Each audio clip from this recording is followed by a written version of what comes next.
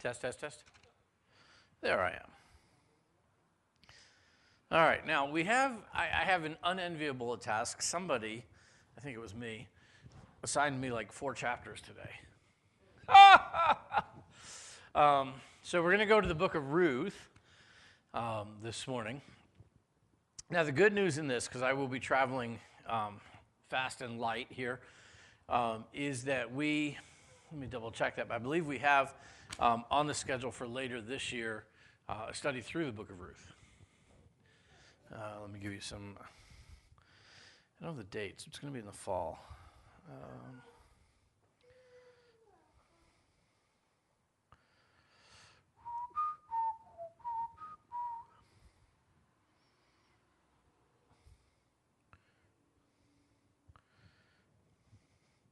Sorry, this impromptu pregnant pause brought to you by schedule.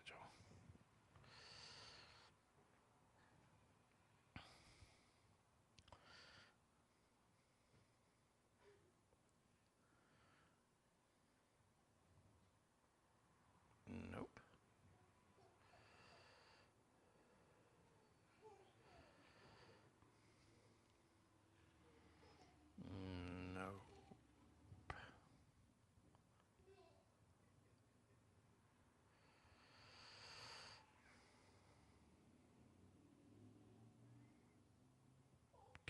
Let's go here. Yes, okay. So we're about halfway done with the book of Ephesians at this point. So after Ephesians, tentatively scheduled, we have a short study on King Hezekiah out of the kingdom era. And then following that will be a study on Ruth, I think like 6 weeks. So we'll travel fast and light today and trust in, getting to this, in the fall or something. Is kind of the general gist of where we are. So we have been studying the Judges is primarily where we have been this quarter, beginning in whatever began February, March, April, no, May, June, July. There we go, May. No, that's not right either because we're ending in May. May, April, March, beginning of March. I'll get it sooner or later. Beginning of March, we started a study that is really the conquest and the Judges. We kind of combine these 2 eras. So we started off in the book of Joshua.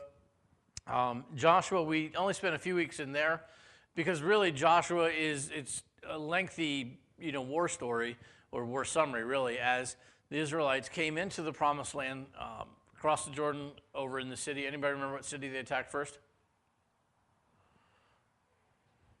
Jericho, good. You can be confident. So they came through, they hit Jericho, they went to Ai. Remember, I had the whole thing, they lost 1-1-1 there.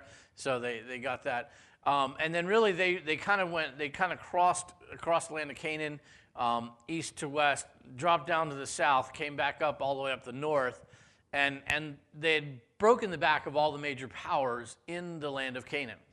At that point, Joshua dismisses the army, and he says to the army, now, all of the 12 tribes, all right, we've done the heavy lifting.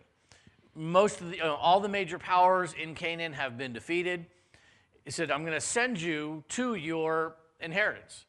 They had already figured out the 2.5 tribes had their land on the eastern side of the Jordan River. The other 9.5 tribes had theirs on the they had them on the western side. The other 9.5 had it on the eastern side in the area that we typically think of Israel. And so Joshua said, I'm going to send you now to your inheritance, to your areas. And they'd already figured out which tribes were going to settle where. They had divided out the entire land of Canaan. And he said, now as you go to... Joy, okay. What was I saying? Oh, so he sends them into their assigned areas. He says, now when you get there, make sure you round up and defeat all of the Canaanites in your individual areas. We've done the heavy lifting. We've defeated all of the major powers, but the Canaanites were just a bunch of small city-states. sprinkled all the way through the land. And so while they had defeated all the major powers, there was these little cities and these little kingdoms, these little fiefdoms running around that had, a small army and a small amount of area and a small amount of influence, but nothing any one tribe couldn't handle on its own easily. And so Joshua said, go into your areas, defeat the Canaanites that are there, and take your land. And so that was the instruction. Did they do that? Guessing not. That's a good guess. It was kind of a leading question. They really didn't. They went into their lands, they settled, and by and large, they settled around the Canaanites. If they were there, they just kind of let them be. Now, there, some exceptions, but by and large, so you have this population now scattered through Israel that's, primarily Israelite, but then you've got these small Canaanite areas that persist for generations. The probably, for me anyway, the most notable is the Jebusites. They were the ones who occupied the area that we know of as Jerusalem. Jerusalem and Jebus are etymologically related. And it wasn't until David actually came in and got the Jebusites out of there and set up Jerusalem as the capital of Israel. So you figure from the time of the Judges to David, you're talking 450 years, give or take. That the Canaanites had persisted, even though Israel was growing, and you see this, very identifiable nation. There's all these people groups scattered throughout the nation that aren't Israelite, and they're not Jewish, and they don't worship the God of Israel. They worship all of their different gods, Baal and Asheroth and Molech and others, and God wasn't happy with them. God wasn't happy with their worship, and even less happy was God when the Israelites started to adopt the worship of some of the people around them. We've talked about it, the idea of the worship of the god Molech, and the idea of passing your children through the fire to Molech. And what that worship entailed was literally, Molech was this metal statue, this iron statue that they would start a fire in, and when he was glowing good and red, and he was just, God with an outstretched arms, when he was glowing that hot, then they would actually put their babies in his arms and live sacrifice their own children, into this very torturous burn to death on a, cast iron that's glowing red. You can imagine why God might have been ticked off when his people started doing this. This is abominable. This is hideous by any standard, by any measure. There is no, all roads lead to God. No, that one doesn't. And so as the Israelites began falling away after these different idols and these different gods and these different worship, along with that came, the immorality and the other stuff, and just the focus away from God. In the period of Judges, we see this cycle that occurs, where they would worship God, they would begin to worship other gods and fall away. They would get to a point where God says, I've had enough, and he would start to discipline them, and he would allow some foreign entity to come in and to overthrow the nation of Israel, and they would go through a time of discipline where things were bad, and finally, after a while, and sometimes it was years, and sometimes it was decades, the people would go, wait a minute, this is stupid. We're supposed to be God's people. We're supposed to be victorious. Why are we living as servants to this power? Oh, that's right, because a generation ago we stopped worshiping God and we started doing something really stupid. Let's repent. Let's turn back to God. And so they would go through this time of national repentance, and they would cry out to God for delivery, and God would send in a judge. And that's where the era and the book of Judges gets its name from. This military ruler who would come in and would raise up enough people, they would overthrow whatever power was enslaving the people, and they would restore Israel to this time of bounty and blessing as they worshiped God. Typically that lasted a generation, maybe two, and then the cycle repeated itself. And for 400 years, this is the cycle that Israel lived in. You would think once or twice would be enough. But no, wash, rinse, repeat, wash, rinse, repeat. They kept doing it and doing it and doing it for 400 years. So it's in the middle of that 400 years that we find Ruth. is where Ruth is holed in historically. You have a question? When he sent them out to their area, Yep. why didn't they take it over? Why did they just settle around? That's the good question. That's the hanging question, really. Why did they not? I mean, they had each tribe had a army because the major army was broken up and all of the people went back to their tribes. So each tribe had a standing army of experienced soldiers who had marched across the entirety of the land and knew how to fight and they knew how to win.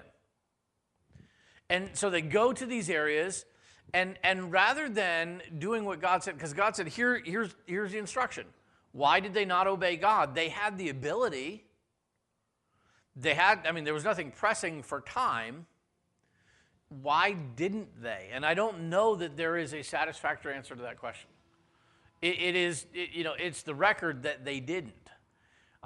My suspicion, now we just get into the interjection of kind of human, is that you start to get some war weariness, by and large. If you're a soldier and you've been out, campaigning for a year, 2 years, you're probably ready to do something else with your life. I mean, you think about it, how many guys do a combat tour in the Middle East anywhere, and once they've done their combat tour, they're pretty much done with the military if they can help it. Now, not everybody. I have an acquaintance who's done one tour in Afghanistan, I think 3 in Iraq. And this is just his deal. As soon as he's eligible to sign up to go back, he does. Craziness. But most people, you get a certain amount of war weariness, and after you've fought a couple campaigns, you're pretty much ready to go do something else. And so, I think you have that. I think too. They moved back into areas, and these defeated peoples, there was fields already planted, houses already built, cities already established. They literally just moved in, into some of these villages and cities. They didn't have to build anything. They just kind of moved in. And so you almost get a bit of, I don't want to say laziness, because that's probably not accurate, but that complacency of, we've moved in, look at this, I'm just a homeowner now. I've got a garden I need to maintain. These things haven't been weeded in a month or so. They need weeding. And suddenly the domestic concerns of the people as they filtered into these different areas would have become a priority. Because God has been taking care of us. We've had food. We've had all these things. But harvest is coming. I need to get this field cleaned up and ready to go. I need to, redecorate the house in my colors instead of the person who lived there. I need to, and so all these domestic concerns would have become a priority.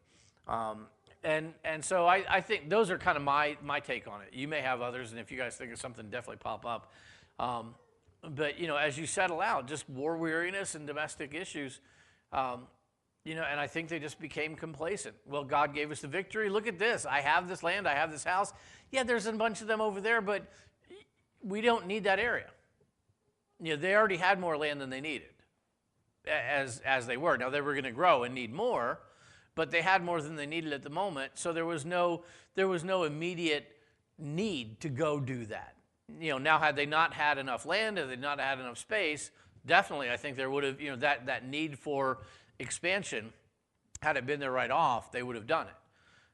They needed it later on, but by then, the other groups had already become entrenched. The Philistines kind of moved into the south and, fortified, and they became a problem. And so you have all of this, but the key was they just never did.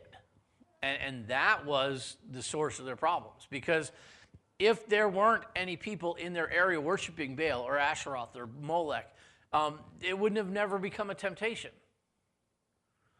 for them. And that's there's some instruction in there. A good way to stay away from sin is to stay away from temptation. If you know something tempts you, stay away from it. Give it wide berth. Paul said to flee youthful lusts. Run away. Run far away. There is no cowardice in running from your temptations, because you're not strong enough to stand in the face of temptation and not cave. And the Israelites did that. The temptation was all around them. They left it there, and it was just easy to fall prey to. So I don't know if I answered your question or just walked all the way around it, but there really isn't an answer, I guess, is the short answer. we're not really given to why, just that they didn't. So into this time frame, though, you end up with the book of Ruth. And so you get a people in Israel who don't have a king. You think about their governmental system in Israel in this day. It is a theocracy. It's a pure theocracy. God is the king. The high priest, the sacrificial system, the temple is the center of Jewish life, not just their religious life. It is the center of their political life as well, because they're a theocracy. And you look through the law, and there's a lot in the law, in Leviticus and Deuteronomy, that talks about really, really mundane stuff. You think, oh, the Bible's all spiritual. Not really. I mean, it's like, here's how to identify leprosy. Here's 25 ways to identify leprosy. And leprosy in a person, or leprosy in a fabric, leprosy in a house. Houses can sprout leprosy. And so there was all these instructions on how to identify it, what to do with it. I mean, these are as mundane instructions. I mean, this is like civil code in some places. And the reason it is because God was their king, and he was giving them a civil code by which to live. And so the priests became very important. But once you step away from the temple, the tabernacle is in one place. Once you step away from the tabernacle precinct and you go back to your own life, the constant, I don't want to say construct, but the constant lament of the book of Judges is that everyone did what was right in their own eyes. Because there was no political system that was established and visible. There was no bureaucracy that was scattered among the land. You had priests and Levites filtered throughout the land, but you don't have them exercising governmental level controls. And so the lament really of the book of Judges is everyone did what was right in their own eyes, which is a great standard, right? Not really. Because really, we're pretty stupid as people, just by and large. I don't mean to be insulting, but we're not that smart. And if you're going to do what's right in your eyes, and I'm going to do what's right in my eyes, what happens when we disagree? We fight, right? And so, what's right in my eyes? The classic line, what was the movie, Wall Street? Greed is good. So in the eyes of one man, greed is good, and the ends completely justify the means of acquisition, and so whatever I need to do to build my personal empire is acceptable. Well, does that work for everybody else? Not so much. And so you can imagine the kind of problems that they began to have, and these are the kind of problems they began to have because everybody was doing what was right in their own eyes. So in the book of Ruth, this is the kind of historical setting for the book of Ruth during this Judges period. So we're introduced in Ruth 1, and I'm gonna probably just skirt over the top of the structure here. But we're introduced in chapter 1 to a guy named Elimelech. So it came to pass in Ruth 1:1, in the days when the judges ruled, that there was a famine in the land, and a certain man of Bethlehem, Judah, went to dwell in the country of Moab, he and his wife and his 2 sons. So why is Bethlehem as a city interesting to you? It's where Jesus was born, right? And so, wow, this is immediately to us. To the Jews, if you were, an observant Jew who, thinks Jesus was just a heretic or a lunatic, not sure, not caring, but to the Jew reading this, when they immediately see, oh, this is the city of Bethlehem, who's the celebrity they're thinking of? David. David was born in the city of Bethlehem as well. And so, which is kind of why Jesus was born there. You have to follow that one through. But so this is a small town. Understand that Bethlehem is it's outside of Judah. It's a shepherd village. It's not that important. It's close enough to the city of Jerusalem later on to be, become a little more important. The temple flocks were kept there, and so there was a big. But by and large, Bethlehem as a place was, it's like Paducah, Kentucky. Where's that? Who cares? Kind of an idea. Yeah. Has anybody been there? To Israel? To Israel recently? I have not ever been. I'm just curious how it is now. Is Is it more of a tourist type habitat? most of the country is, anything that's significant historically either has a church or a mosque or a temple built on it.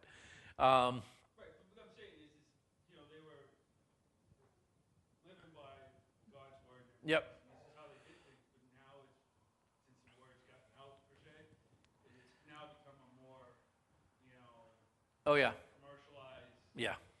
and that whole way of thinking is now, Religiously commercialized, yes. that way of thinking is gone, because, you know what I'm saying? I don't know. Yep. No, I do. If you were to go to Bethlehem today and you want to see the place where it's believed Jesus was born, it's inside a church. Actually, I think it's underneath the church, but it's there. They built a church around it. You get to, there's a church or one next to, the tomb where Jesus was buried. There's, out on Calvary. Everywhere you turn in the area, and there are places you can go, and not all of it is from the pictures I've seen. But any place that is, great, this is where Jesus was born. Arguably pretty significant place. Really not when you think about it, because who cares where he was born? It's really important that he was born. Our mindset's a little different, but you could say this is important real estate, so they build a church on it. Right, well, which is fine. Yep. I'm just saying it more of they're selling T-shirts and mugs on the side of the road saying Jesus, well, so Jesus lived, rather than just, Yeah. Yeah, if you ever go to the Holy Land, take a cash. And learn to haggle, apparently, because the prices aren't the prices.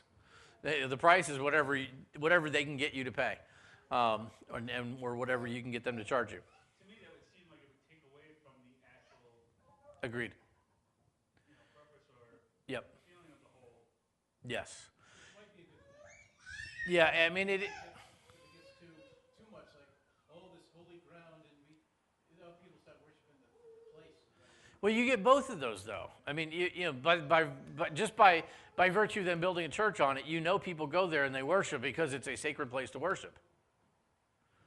Well, if the Holy Spirit lives in our heart, then really what space is any more sacred than any other space? And just thinking aloud here. So I think they have, and I think it does take away from. But I mean, you think about Israel; it's a 21st century, city, country, the same as everything else. I mean, they have all of the commodities and comforts and creature comforts that you would expect in the 21st century, any civilized. And so, their culture there is very much like that. And so, it's unfortunate that they have either religious tourism or just, commercial tourism, but there's a heavy amount of both. There's some parts that are still the original way. Some are. I mean, the Sea of Galilee is, when I see the pictures of the Sea of Galilee, I mean, it's hard to develop water, and so they can't. It just water kind of resists it, and so I mean, they do tour boats and stuff, but even the shoreline in a lot of places there, it's very rugged terrain, and rugged terrain like water resists development, and so there are places that you haven't, none of it. The Dead Sea, the other end of the Jordan River, is still the Dead Sea. I mean, you can go swimming in the Dead Sea, and everything floats apparently, and it's great because the salt content of the Dead Sea is just off the scale. And aside from the salt works, which are around the banks of the Dead Sea because they do generate salt, it's an industry, which it always was. So it's less developed. But once you get into Jerusalem, like I saw, and I once upon a time even showed, we did a study through the book of Nehemiah. Nehemiah goes through talking about these walls that he built around the city of Jerusalem. And you can actually see the walls that Nehemiah built. They built overpasses over them so you can drive, but the wall's there. So you get this weird juxtaposition of 20th century overpass and a, 5th century BC wall, that you're going over. You go, oh, look, it's a wall. Kind of nondescript because, what's a wall? It's just a stack of stones, and that's all it was. It's an organized stack of rocks. But yeah, so you have that as you get there. I'd still like to go at some point. It's definitely on my bucket list to go to the Holy Land at some point. Everybody that I've talked to that has gone says that it's still a remarkable experience. Yeah, to be able to go and say, this is where, you can go in the Sea of Galilee, and you can see the area where Jesus delivered the Sermon on the Mount. And it's still underdeveloped, rustic. You can go and you can stand there and imagine yourself. And sometimes people go and they'll have somebody read it, or you'll sit there and read it yourself. And to imagine being there, beside the sea with the mountain, which is like Blue Hills in over in Boston. Not a very big mountain particularly. Just kind of there, and just to imagine being that. And so you have some of those things. The old quarter, the city continued to be built up. Figure it's also changed hands politically, religiously several times over the centuries. It's not the same, but to be able to go and just see some of that, and to smell some of that, and to hear some of that is just, it's supposed to still be a pretty amazing experience, and you can get the t-shirt. So best of both worlds. If anybody does go to Israel, I'll take a coffee mug. Put in my request now. So we get this guy Elimelech. In the city of Bethlehem, there is a famine. Now, this is not an uncommon experience in this area of the world. It just happens periodically. And so you get this famine, and so Elimelech decides to move his family to Moab. And so they head east. They try to find an area that is better watered, someplace that they can make a better living than trying to scratch a living out of the dry dirt that is Bethlehem. You figure, Middle East, if you don't have water, what do you have? Dirt. You have desert. I mean, it's literally, it's not the greenest of places. It never was. Now it's a lot less green now than it used to be, but still, I mean, it happens here. What happens if it stops raining here? We get unproductive dirt. About August, everything here turns brown because we got no water. The dirt dries up. The grass can't live. What does the state of California look like right now? Dirt. That's what you get for building trying to build an oasis in the middle of a desert, fool. When you run out of water and you start sending all the water to the ocean instead of using it, you're going to run out. Anyway, that's political. So Elimelech moves his family to Moab. As they're there, Elimelech dies. Now his sons, meanwhile, Mahlon and Chilion, they get married to these good Moabite women, one of whom is named Ruth, the namesake of the book, and the other one whose name is, what's that? Orpah. Thank you. That's what I was thinking. I was thinking Oprah, and I'm like, that's not right. It's not Oprah. That's what I thought too. Yeah, Orpah. And so Elimelech dies, and then in very quick succession, Mahlon and Chilion die, and so you have now Naomi, Elimelech's wife, kind of the matriarch of this, sprawling tribe, or the starter tribe, and then you have Orpah and you have Ruth, who are Moabites. And so Naomi decides to, that she sees this as God's hand being adverse against them. When your husband and both your sons die, kind of for no reason other than to die, it's not a stretch to say, I think God may not be happy with us. We moved out of God's land. We're over here trying to go our own way. And I think that this might be the hand of the Lord, you think? And so Naomi decides that she's going to go back to Bethlehem. She's going to go back and the family property is still there. Her family is still there. She's going to go back home and try to figure out life, impoverished widow that she is. And so she starts heading back, and her two daughters-in-law go with her. And as they get ready to come back into the land of Israel, Naomi says to Orpah and to Ruth, you guys need to go home. Go back to your father's houses, get new husbands, lead new lives.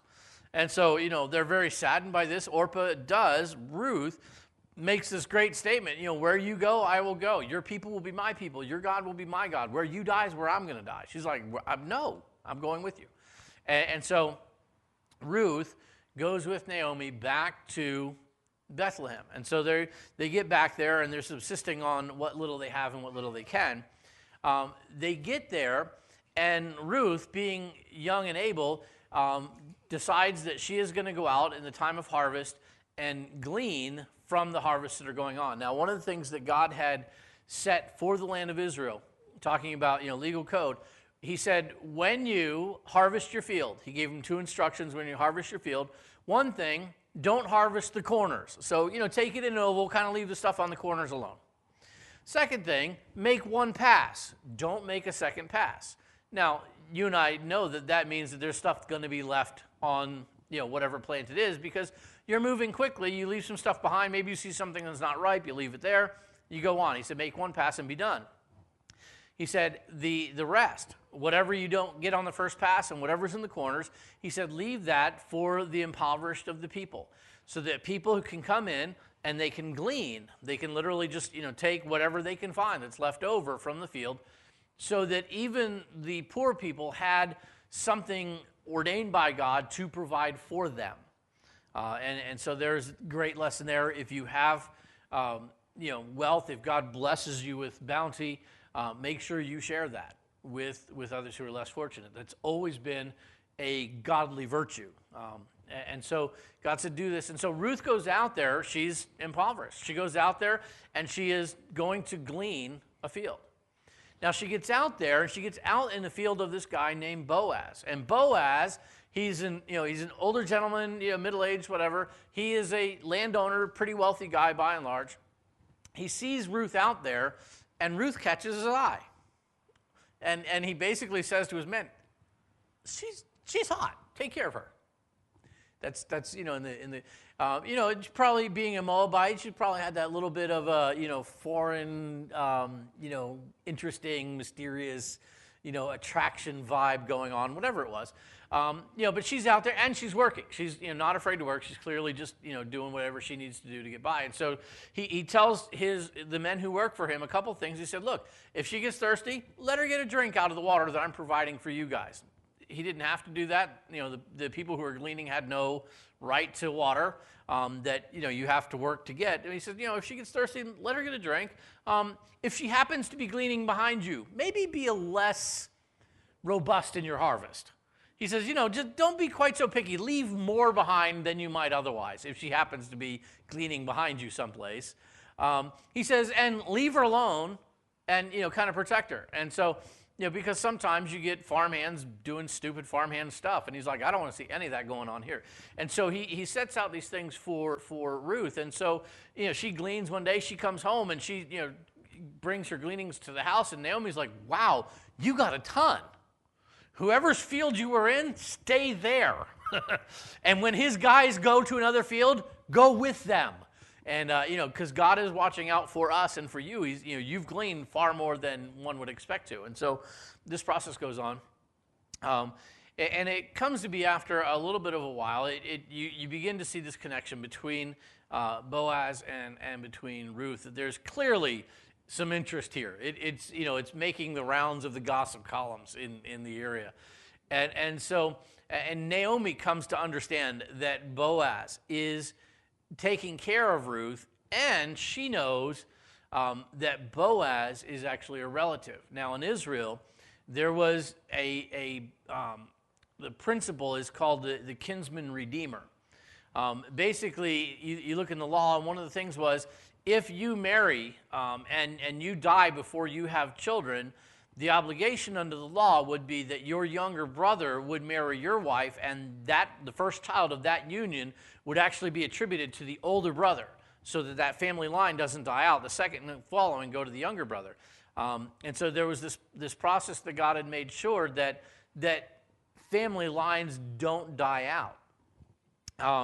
And so there was this process of redeeming somebody who was close to you, or a wife that had been close to you but had no children. And so Naomi knows that Boaz is related to Mordecai, and so there is this potential of him actually being able to redeem Ruth. And so there was this weird thing where Naomi says, now go to them in the middle of the night and cover his feet with your dress and just lay there and do whatever he tells you to do. You say, where does that come from?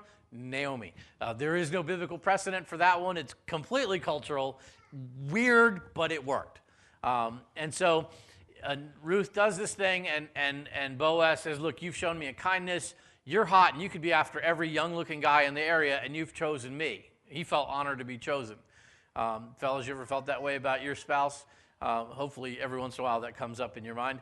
Man, I'm so glad she chose me. She could have had anybody.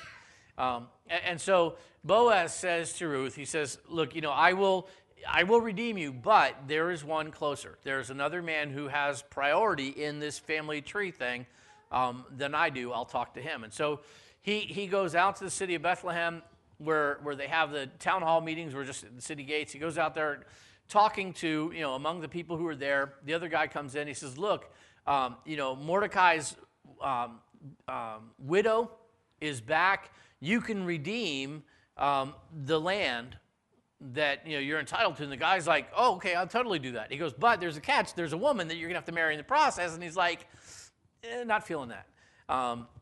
And so he decides he passes on his right of redemption to Boaz, who's next in line. And so Boaz marries Ruth and redeems all of the land that's there.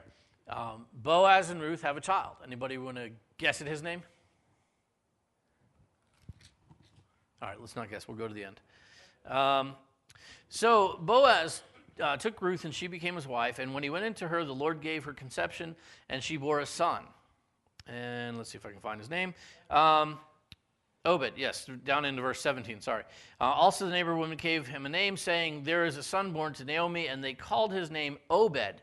He is the father of Jesse, the father of David. And so the real importance of this story, as we get right toward the end of the Judges period, is it sets the lineage of King David. That this combination of Boaz and Ruth, you get Obed, who had Jesse, who had David, who also then is in the lineage of Jesus. And so you get some dual importance of this. But it also provides, and I would encourage you to read it, it also provides a kind of glimpse into life and times in this later Judges period, just to kind of help us get some insight. So next week we're going to jump actually over to the last of the Judges that we want to talk about, really the last of the Judges at all, a guy named Samuel. And so we'll talk about him. Pastor Carl did a great job last Sunday morning talking about Samuel's birth, and so it may be a little bit redundant, but that's what we're going to talk about as we get into the last of the Judges. So we have 2 weeks left, 24th and then the 31st. Then we are off of Sunday school for the summer, just as a reminder. So June, July, and August, no Sunday school. And then in September, we are going to pick back up with the kingdom era and the coronation of Israel's first king. Cool? Questions, comments?